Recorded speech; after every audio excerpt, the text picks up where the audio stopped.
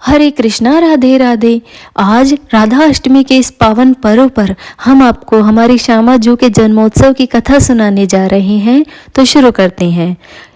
एक समय की बात है, राजा सुचंद्र और उनकी पत्नी कलावती ने कई हजार वर्षों तक घोर तप किया, जिससे प्रसन्न हो ब्रह्मदेव जी ने वरदान दिया कि आपके यहाँ गोलोक धाम की स्वामिनी राधा रानी जी स्वयं द्वापर युग के अंत में आपकी पुत्री के रूप में पैदा होंगी।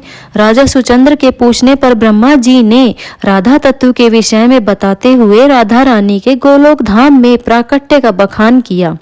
ब्रह्मा जी कहते हैं, एक बार सभी देवतागण श्री कृष्ण भगवान के दर्शन पाने की इच्छा से गोलोक धाम गए। वहां श्री कृष्णचंद्र जी अपनी आंखें बंद कर ध्यान में मगन थे। तभी श्री कृष्णचंद्र जी के हृदय में रास करने की इच्छा पैदा हुई। रास करने की इच्छा पैदा होते ही सभी देवतागण रास मंडल में प्रकट होकर श्री भगवान के साथ रास करने लगे। श्री कृष्णचंद्र जी विचार करने लगे कि कोई ऐसा हो जो मेरे समान नाचने में प्रवीण हो। ऐसा विचार करते ही श्री कृष्ण भगवान के हृदय से हजारों सूर्यों को निस्तेज करने वाला एक दिव्य पुंज पैदा हुआ, जिसने एक स्त्री का रूप धारण कर लिया। वह स्त्री कोई और नहीं बल्कि हमारी कृष्ण प्रिया राधा रानी जी थी। राधा रानी श्री कृष्ण भगवान के समीप नृत्य करने लगी, जिससे श्री कृष्ण भगवान को अत्यंत आनंद हुआ। गोलोक में भगवान श्री कृष्ण के सामने खड़े सभी देवतागण भगवान श्री कृष्ण चंद्र जी की स्तुति करने लगे। स्तुति के पूर्ण होते ही श्री कृष्ण भगवान के नेत्र खुले और उन्होंने पूछा कि आपका आगमन कैसे हुआ।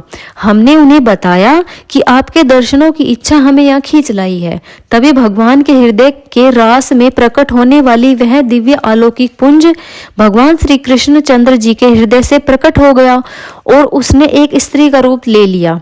फिर वह स्त्री भागकर भगवान के चरणों की वंदना के लिए पुष्प ले आई और भगवान के चरणों में समर्पित करने लगी। तभी भगवान श्री कृष्ण जी ने उन्हें हृदय से लगाया और अपने सिंहासन पर स्थान दिया। फिर हमारे द्वारा भगवान श्री कृष्ण से उस देवी के विषय में पूछे जाने पर भगवान श्री कृष्ण ने कहा कि यह हमारी दिव्य आत्मा है, हम इसकी आराधना करते हैं, इसलिए इनका नाम राधा है। तब भगवान श्री कृष्ण की आज्ञा से मैंने ही गोलोक धाम में श्री राधा जी और श्री कृष्ण जी का विवाह संपन्न कराया। आज वही शुभ दिन है जब ब्रज धाम के राजा वृषभानु और उनकी धर्म पत्नी कीर्तिदा के आंगन में भाद्रपद मास के शुक्ल पक्ष की अष्टमी को सोमवार के दिन राधा रानी का प्राकट्य हुआ है। वृषभानु जी को श्रीदामा नाम का एक पुत्र पहले से ही है। वृषभानु जी पुत्री की प्राप्ति के लिए नित्य नियम से यमुना जी की आराधना किया करते थे।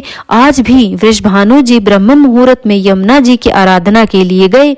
उन्हें यमुना जी में एक दिव्य आकर्षक कमल दिखाई दिया। वह कमल बड़ा ही तेजवान था। अत्यंत प्रेम के विवश हो नित्य कर्म को भूल श्री वृषभानु जी उस कमल को गोद में लेकर महल की तरफ आते हैं। इधर 9 माह से गर्भ धारण किए हुई कीर्तिदा को आनंदमय पीड़ा महसूस होती है। उनके गर्भ में योग माया के प्रभाव से वायु का प्रवेश हुआ था। तभी वृषभानु जी कमल को लाकर कीर्तिदा की गोद में रखते हैं और उस कमल के तेज से सभी बेशुद्ध हो जाते हैं। जब सबको सुध आती है तो कमल में एक छोटी सी बालिका खेल रही थी। हमारी प्यारी राधा रानी जी की ज्योति में इतना तेज है कि कोई उन्हें देख ही नहीं पा रहा है, मानो करोड़ों सूर्य भवन में एक साथ प्रकट हो गए हों। संपूर्ण नगर में राधा रानी के प्राकट्य की खबर फैल गई है।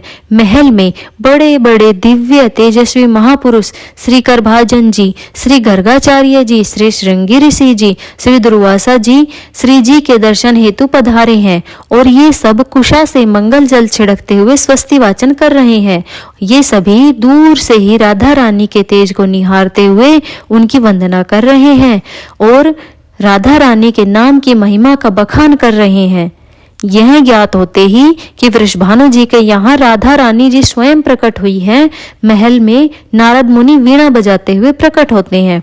श्री वृषभानु जी श्री देवर्षि नारद को अंदर लेकर जाते हैं और कीर्तिदा उन्हें प्रणाम करती हैं। नारद जी राधा रानी के दर्शन करते हैं। शांत, बिना हिले डुले, बंद आंखों से हमारी राधा रानी ऐसे प्रतीत हो रही हैं मानो दिव्य तेजोमय स्वर्ण की कोई प्रतिमा रची गई हो। राधा रानी जी के दर्शन करते ही देवर्षि नारद खड़े खड़े बेसुध हो जाते हैं। 2 घड़ी के पश्चात उन्हें सुध होती है तो विचार करते हैं कि ऐसी सुंदर देवी हमने आज तक कहीं किसी लोक में नहीं देखी, जिनके बाल रूप का सौंदर्य हमसे सहन नहीं हो पा रहा है।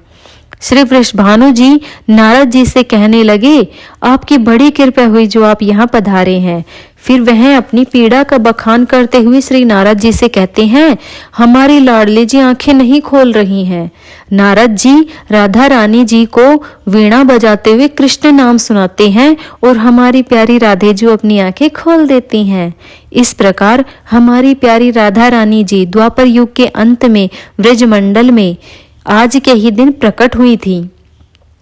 आप सभी भक्तों को हम सबकी प्यारी राधा रानी के जन्मोत्सव की हार्दिक बधाई हो। श्री राधा रानी जी की कृपा से आज राधा अष्टमी के इस पावन पर्व पर श्री जी के गोलोक धाम और ब्रज मंडल में प्राकट्य की कथा हमने आपके सामने प्रस्तुत की। अगर हमसे कोई त्रुटि हो गई हो तो हमें क्षमा करना। हरे कृष्णा, राधे राधे।